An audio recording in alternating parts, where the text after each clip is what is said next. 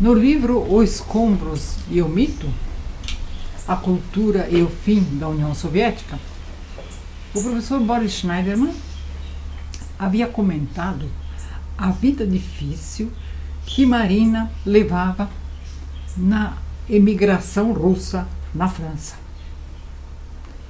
E ele fornece informações preciosas sobre a radical mudança do marido dela, mudança essa ideológica. Ele era um ex-oficial do Exército Branco, como foi dito. E o que aconteceu está aqui, citando. Em meio à vida calamitosa na imigração, Marina e o marido foram se imbuindo cada vez mais de espírito anticapitalista. Isso, no caso dele, resultou na adesão ao movimento comunista e na atividade a serviço da NKVD, que era a precursora da KGB. No desempenho dessas funções, Sergei Efron, o marido, foi encarregado de participar, em 1937, do grupo que se deslocou da França para Lausanne, na Suíça, a fim de assassinar um certo Ludwig Parietsky, que fizera parte do serviço secreto russo, mas se recusara a voltar para Moscou, escrevendo uma carta ao Comitê Central, na qual afirmava o seguinte: quem ainda se cala torna-se cúmplice de Stalin e traidor da classe operária e do socialismo. Mas eu não posso mais. Devolvo-me a liberdade e retorno a Lenin, a sua doutrina e a sua obra. Fui assassinado.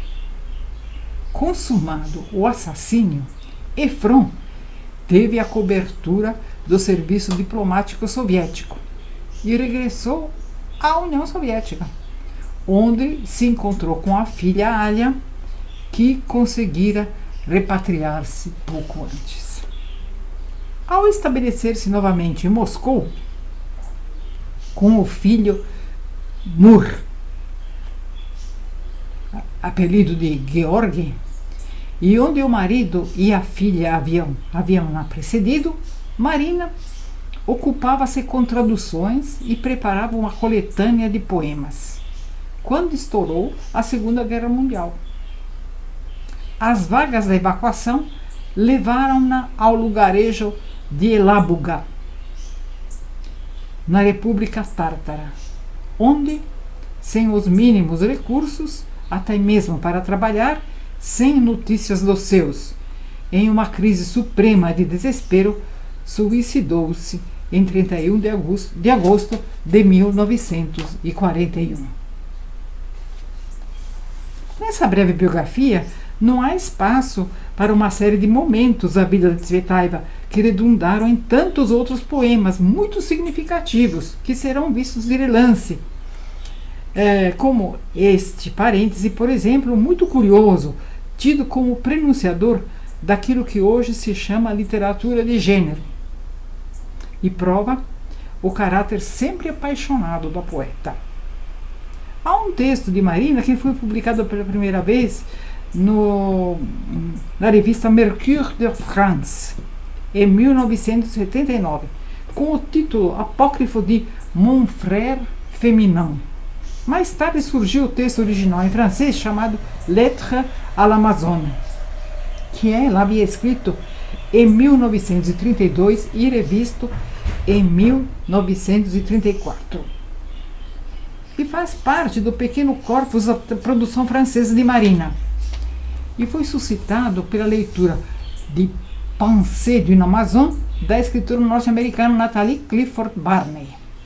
O próprio título apócrifo do texto vem de um trecho da carta que Marina escreveu à Amazona.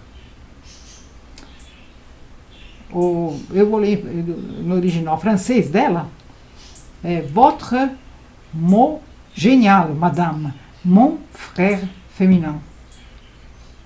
Vossas palavras geniais, madame, meu irmão feminino, que seria o eco da seguinte passagem: que tous ceux purifiés par le feu s'approchent de nos foyers solitaires. Nous serons mieux que l'épouse, la mère ou la sœur d'un homme, et nous serons les frères féminins de l'homme. E traduzindo, que todos aqueles que, purificados pelo fogo, se aproximem de nossos lares solitários, para todos esses, nós seremos melhor que a esposa, melhor que a mãe ou a irmã de um homem. Nós seremos o irmão feminino do homem. Nos anos de 1930, Natalie Clifford Barney, também apelidada de a Papisa de Lesbos, ou a mulher do coração pagão de Guerreira, era o centro de uma pequena lenda que se criou no mundo intelectual parisiense. Toda sexta-feira à tarde, e isso durante 20 anos, ela recebia em seu hotel privé da Rue Jacot, número 20, que até hoje é lugar de visita de turistas na França, não, em Paris, bem como no coração de Paris, além do seu grupo fixo de amizades, uma verdadeira fauna de anjos perfumados com Chanel número 5, fauna essa composta de artistas, escritoras e cantoras socialites e intelectuais, como Ezra Pound, Max Jacob, sem contar os convidados de passagem, como Guillaume Apollinaire, William Carlos William, Tagore, Blaise Cendrars, Paul Valéry, Sinclair Lewis, Valérie Larbaud, Gabriel D'Annunzio, André Gide, Rainer Maria Rilke, James Joyce e Luiz Aragon. Sentado em sua poltrona, a anfitriã entretinha, por não mais de 5 ou 10 minutos, conforme o interesse, o eleito daquela tarde, que era em seguida deslocado para junto dos demais por Berthe, a fiel governanta de muitos anos. Na ambiência dos 2 cômodos tapeçados de cetim cor-de-rosa e do minúsculo Temple de l'Amitié, templo da amizade, uma espécie de gazebo no meio do jardim, símbolo daquilo que Natalie Clifford Barney chamava de acoplamento cerebral, inspiraram seus romances de um enxame de escritoras. Por exemplo, de René Vivian, Uma Mulher Me Apareceu, de Liane de Pougy, Idílio Sáfico, de Claudine, Colette, de Lucie Delarue, Madru, O Anjo e o Pervertido, de Radcliffe Hall, O Poço da Solidão, de Djuna Barnes, O Almanaque das Senhoras e as obras-primas da própria Natalie Clifford Barney. Não foi tanto as pequenas peças teatrais ou as curtas coletâneas de poemas de Barney e suas reflexões, e com uma série de continuações que ela escreveu em Nouvelle Pensée d'une Amazone, Novos Pensamentos de uma Amazona, em 1939, que chamaram a atenção da crítica por seu estilo aforístico e valor literário. Tratava-se de uma pequena filosofia do amor espelhada no mito da bissexualidade divina e na coincidência dos opostos, que pregava a purificação da mulher pela mulher,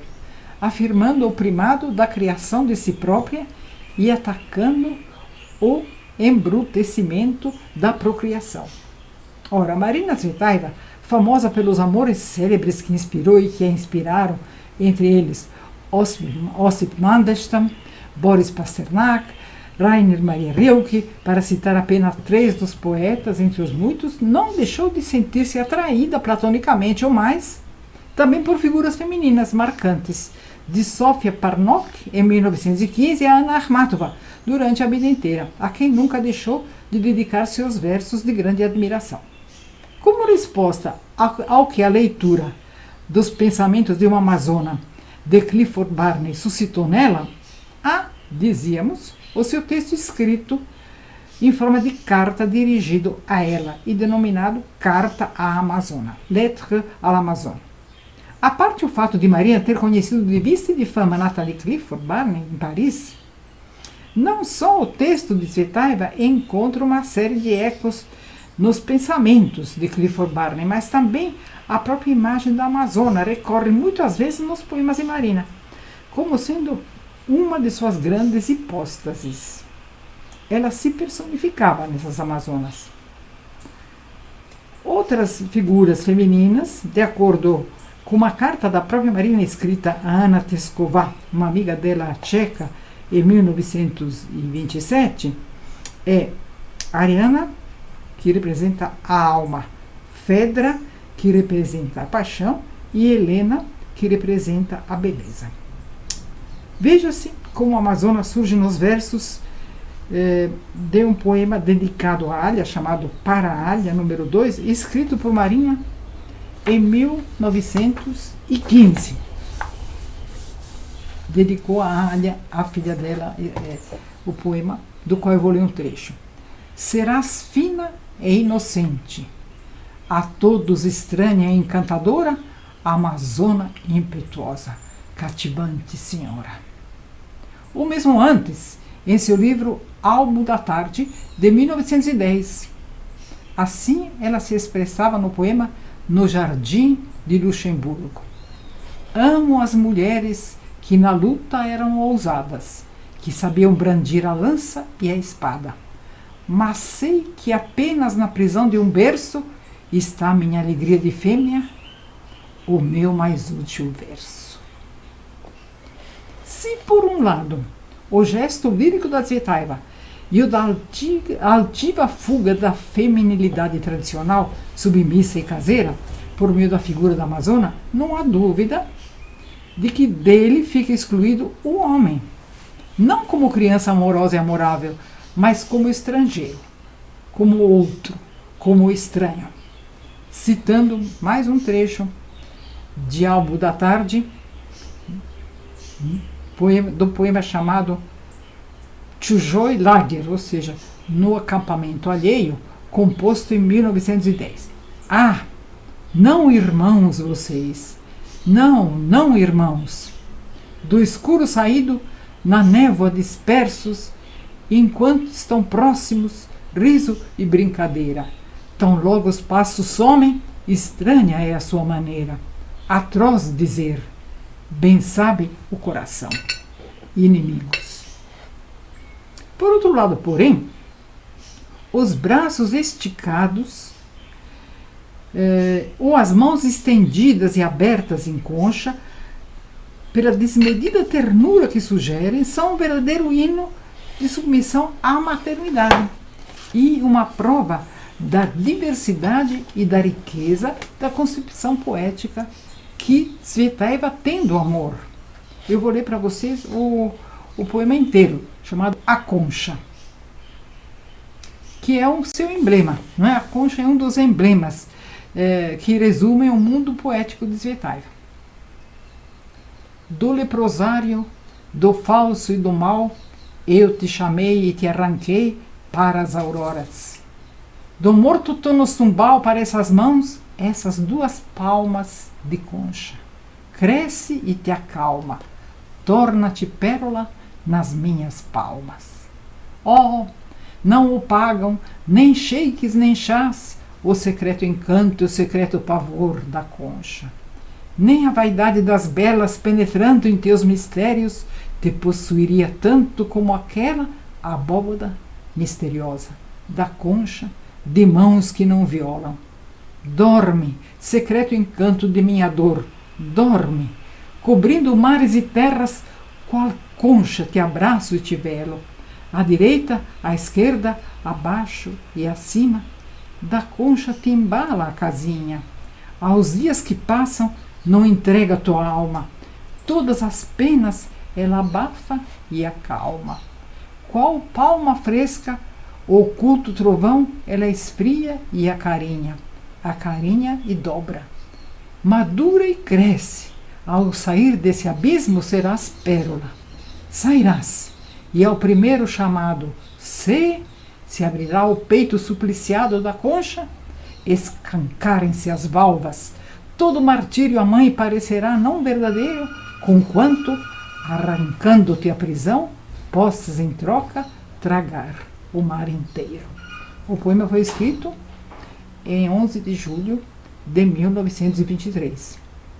Percebe-se a unidade de visão do mundo de um poeta nas suas expressões e representações favoritas.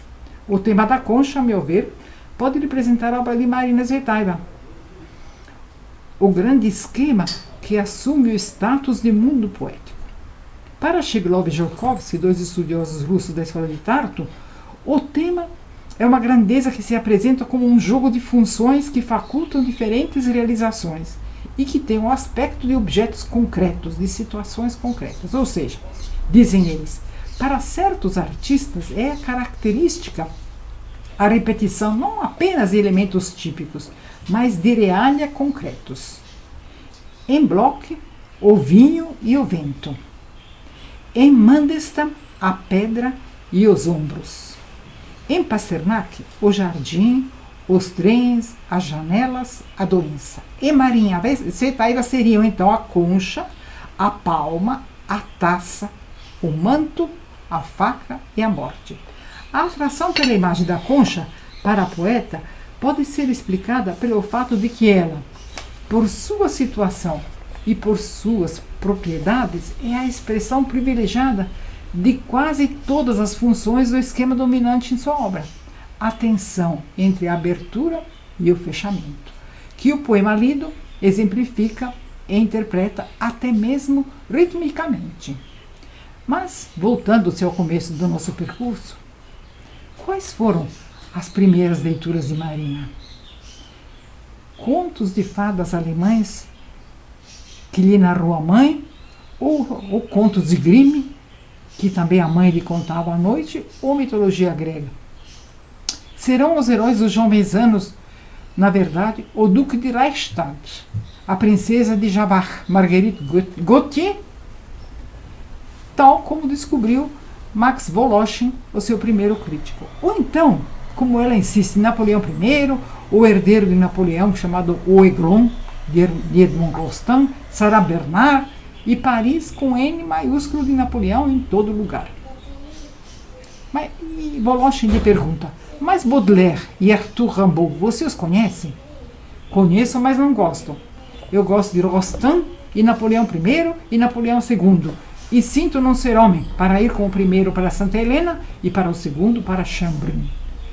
Mas Franz James, você nunca leu? E Claudel? E Henri de Régnier? E Mallarmé? Insiste Voloshin. Nada. Só Rostand e Napoleão. Aqui está a obsessão lacônica de Marina aos 17 anos, após a publicação de seu primeiro livro, tal como ela quer mostrar-se aos outros. Citando: um quarto cabine com estrelas douradas sobre um fundo vermelho. O papel da parede foi a escolha minha. Queria um papel com as abelhas de Napoleão. Mas, como em Moscou não se achavam, conformei-me com as estrelas. Estrelas, felizmente, quase todas escondidas pelos quadros de Gerard, pai e filho. De Lawrence, Meissonier, Verachag, até o canto dos ícones, onde a Virgem foi coberta por Napoleão, olhando o incêndio de Moscou. Um sofá estreito, agarrado com uma escrivaninha, é tudo. Esse é o meu quarto. Da próxima vez, nós vamos ver como ela passa a conhecer um grande número de outros poetas, tanto russos como alemães, e como ela se situa entre eles.